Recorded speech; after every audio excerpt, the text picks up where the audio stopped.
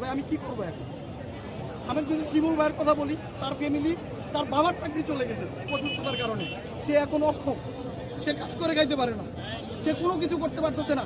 সে একটা মানে ডাক্তার তাকে ফ্রি ট্রিটমেন্ট দিয়ে দিছে, কিন্তু সে যে ভাড়া দিয়ে সে ট্রিটমেন্ট নেবে, সেই ট্রিটমেন্টটা নিতে পারতেছে না। আমি আজকে 5 দিন রাতে ঘুমাইতে পারি না, চোখের ব্যথায় আমি কাতর হয়ে যাই। আমার আজকে রাত্রে আমি ঘুমাইতে পারি নাই, আমার মনে হয় আমার চোখটা খুলে ফেলে দেয়। আমার এমন একটা পরিস্থিতি। আপনি যদি অন্যান্য ভাইদের দিকে দেখেন, সেম আমরা চক্ষু হসপিটালে সঠিক চিকিৎসা পাচ্ছি না। আমাদের বাইরে এখন পর্যন্ত হসপিটালে দাঁড়ে ঘুরতেছে। আমি যদি আরো বলি আমাদের শহীদ ভাইদের সাথে, আমার শহীদ ভাইদের সাথে কথা হইতেছে, শহীদ পরিবারের সাথে, শহীদ পরিবারদের কাছে। আরে ভাই, শহীদ পরিবারে কেন মানুষের দাঁড়ে ঘুরবে? তারা মানুষের দাঁড়ে ঘুরতেছে। আমার সেলিম আলী শেখ এখন পর্যন্ত জুলাই ফাউন্ডেশনে টাকা পায় নাই, তার সাথে যোগাযোগ নেই, এবং টাকা পায় নাই। আলোক হসপিটালে গেছে, মিরপুর 10-এর আলোক হসপিটালে, তাকে সত্যায়িত পর্যন্ত করে দেওয়া হয় নাই। তার একটা সত্যায়িত করে আরেকটা করা, এরকম কেন হবে? আমাদের শহীদ ভাইদের কাছে এখন তারা যাবে, বর্তমান প্রশাসন যারা আছে তারা যাবে, কেন তাদের পিছনে ঘুরবে? এরকম আমরা মেনে নিব না। শহীদ ভাই শহীদ দেশকে রক্ষা করার জন্য তারা যদি মানুষের পিছনে ঘুরে, যারা এখন বর্তমানে প্রশাসনে আছে তারা কি করবে? তারা ধনচা? আমরা কি তাদের পিছনে করবো? আমরা তাদের পিছনে করবো না। আমরা এখানে আজকে প্রায় 6টা মাস যাবত তাদের দেখতেছি, আমাদের নিয়ে কোনো কাজ করতেছে না। এটা আমরা মানি না।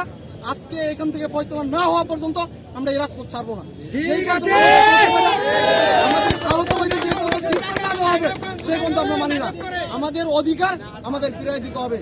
আমরা আহত হয়েছে, আমরা দেখতেছি দেশের যারা মানুষ জীবন দিয়ে যেতেছে, যারা অক্লান্ত পরিশ্রম করতেছে, সাধারণ মানুষ, তাদের কোনো খবর নাই। এই বিএনপি যাওয়ার এই আবল তাবল দলগুলো তার কাছে চলে যাইতেছে।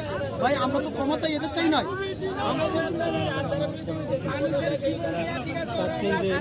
আমাদের দাবি দাবা হলো আমাদের শহীদ পরিবারকে পুনর্বাসন করতে হবে, তাদের দেখভালের সম্পূর্ণ দায়িত্ব নিতে হবে, এবং আমাদের আহত ভাইদের সঠিক চিকিৎসা দিতে হবে। আমি আমারটা বলতেছি, আমার চোখে এখনো কাছাকাছি আমার একটা এখনো বুলেট আছে, যে বুলেটের কারণে আমি প্রতিনিয়ত আমি ব্যথায় ভুগতেছি। আমি এটা কাকে বলবো ভাই? আমার কাছে তো কেউ আসে না। এখানে এতগুলো আমাদের আহত ভাইরা হসপিটালে ভর্তি, তাদের কাছে তো কেউ আসে না। আমরা চাই আমাদের সঠিক চিকিৎসা দেওয়া হোক, আমাদের পাশে দাঁড়াক। যদি না দাঁড়ানো হয় আমরা কঠিন আন্দোলনে তুলে যাবো। আমাদের সঠিক চিকিৎসা দিতে হবে। আপনারা যদি একটা কথা বলি, সে কি কাজ করে খাইতে পারবে? তার ফ্যামিলি কি করবে? তার সন্তান আছে না? ওনার সন্তান আছে না? ওনার ফ্যামিলি আছে না? ওনার ফ্যামিলি কে চালাবে? এখন উনি যে পড়ে আছে, তার ফ্যামিলি কে দেখবে? আমরা এটা কোনো আস্থা না চাওয়া পর্যন্ত আমরা মানবো না।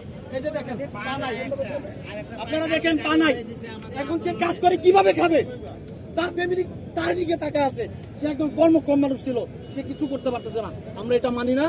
আমাদের আন্দোলন, আমাদের আহত ভাইদের পুনর্বাসন না করলে আমরা এটা ছাড়বো না। প্রয়োজনে আমরা আরো কঠিন আন্দোলন করবো। আমি হালুয়াঘাটে আহত প্রতিনিধি বলতেছি। আমার হালুয়াঘাটের আমি আরেকটা যদি কথা বলি, বর্তমান প্রশাসন যেগুলো আছে, প্রশাসন আহত ভাইয়ের নিহত ভাইয়ের বাবাকে বলে এদিকে আসেন, এদিকে আসেন। ওই আমার নিহত ভাইয়ের বাবার কাছে যাইতে হবে, আমরা কেন তার পিছনে ঘুরবো? আমার আহত ভাইরা কেন তার পিছনে ঘুরবে? আমরা এটা মানি না। আমি আমার হালুয়াঘাটের একটা কথা, প্রত্যেকটা অঞ্চলে এরকম করতেছে। সাবেক ইউনো আমাদের গাড়ি চালানো হয়েছে। আমি যদি বলি বর্তমান প্রশাসনের কথা, প্রশাসনটা স্পষ্ট আকারে বলতেছি, আমাদের প্রশাসন,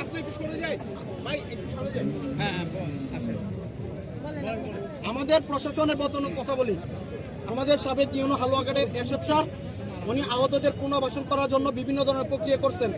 এখন বর্তমানে আলিনুর হালুয়াঘাটে উনি আমাদের আজকে প্রায় 1 মাস 26 দিন হয়ে গেছে, একটা পুকুর পরিষ্কার করতে পারে, আমার শহীদ ভাইকে দেখতে পারে না, আমার আহত ভাইদের দেখতে পারে না। এটা কেন হবে? সে পুকুর পরিষ্কার কেন করবে? এই আমার আহত ভাই, আমার শহীদ পরিবার সাথে কি পুকুর পরিষ্কার করাটা কঠিন জরুরি? এটা আমরা মানি না। আমাদের আহতদের পুনঃস্থাপন করতে হবে। যে সেই প্রক্রিয়াগুলো হচ্ছে সেগুলো না করা পর্যন্ত আমরা রাজপথ ছাড়বো। আমাদের স্বীকৃতি দিতে হবে। আমি যদি আরেকটা কথা বলি, আমাদের হেলথ কার্ড করা হয়েছে, হেলথ কার্ড কই রে ভাই? কই আমাদের হেলথ কার্ড? কোথায় আছে হেলথ কার্ড? কোন জায়গায় হেলথ কার্ড আছে? ডিসেম্বর কই আসছে ভাই? আমি চাই আমাদের আহতদের সঠিক চিকিৎসা যেই পর্যায়ে দেওয়া দরকার, প্রয়োজন দেশের বাইরে হলো করতে হবে। আমি রেদওয়ান সিদ্দিকী, আমি বাংলাদেশ ইউনিভার্সিটি হেলথ অফ সায়েন্সের স্টুডেন্ট। আমি একজন আন্দোলনে আহত, আমার চোখে গুলি লাগছে চোখে অপটিক নার্ভের কাছাকাছি, যেটা আমি প্রতিনিয়ত ব্যথা পাচ্ছি। আমার রাতে ঘুম হয় না ব্যথার জ্বালায়, মনে হয় চোখটা খুলে ফেলে দেয়। আমার এই অবস্থা।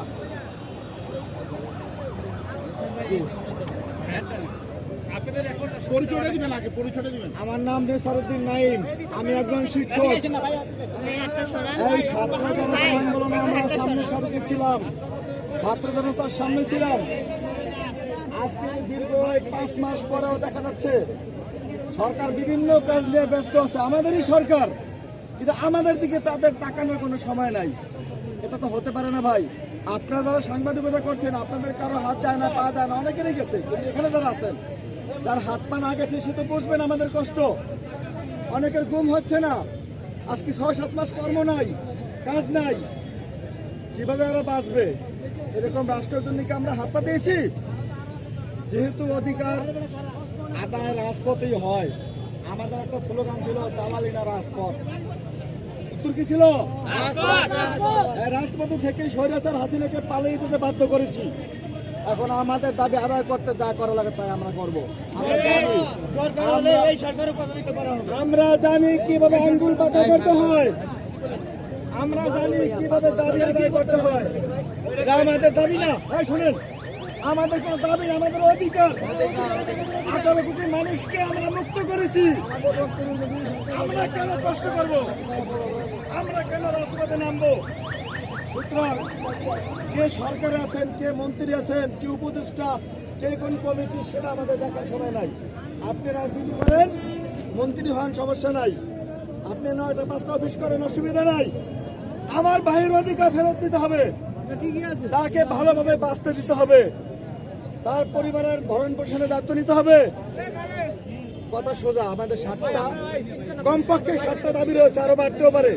আজকে আমরা যারা আছি, সেই দাবিগুলো হলো আমাদের রাষ্ট্রীয় নিরাপত্তা দিতে হবে, রাষ্ট্রীয় স্বীকৃতি দিতে হবে, উন্নত চিকিৎসা সার্বক্ষণিক ব্যবস্থা রাখতে হবে, আমাদের পুনর্বাসন করতে হবে, আমাদের ক্ষতিপূরণ দিতে হবে।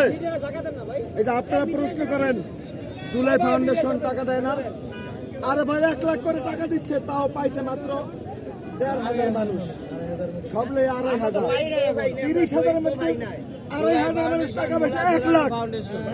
আমার মনে হয়, আমার কাছে মনে হয় এই টাকা বিলি করতে 22 বছর লাগবে, 1 লাখ করে।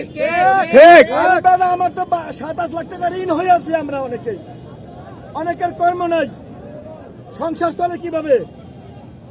নাটক শুরু করছে, তারা যদি নাটক করে আমরা সিনেমা করব, ঠিক কিনা বলে? আমরা জানি পূর্ণদৈর্ঘ্য বাংলা ছায়াছবি কেমনে করতে হয়, ঠিক ইনশাআল্লাহ। শুধু সাথে থাকেন, আপনাদের কলম যেন আমাদের পক্ষে থাকে, ইনশাআল্লাহ। দর্শক শুনতে পাচ্ছিলেন, এখানে স্বৈরাচার পতনের আন্দোলনকারীরা, তাদের আহত আন্দোলনকারীরা, কারো হাত নাই, কারো পা হারিয়েছে, তারা উন্নত চিকিৎসা এবং চিকিৎসা সুবিধার জন্য তারা আন্দোলনে দাঁড়িয়েছেন 7টি দাবি নিয়ে রাজধানীর শ্যামলী শিশু মেলা এলাকায়। এখানে এক ভাই রাস্তায় শুয়ে আছে,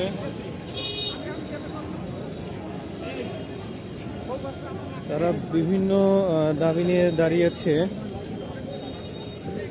রাজধানীর শ্যামলী এলাকায়। উন্নত চিকিৎসার দাবিতে তারা সুচিকিৎসা পাচ্ছে না, বর্তমান সরকার তাদের নানাভাবে চিকিৎসা থেকে বঞ্চিত করছে, এটা তাদের দাবি। এবং তারা উন্নত চিকিৎসার জন্য এখানে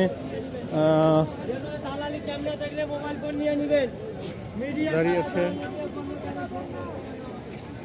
ধন্যবাদ সবাইকে।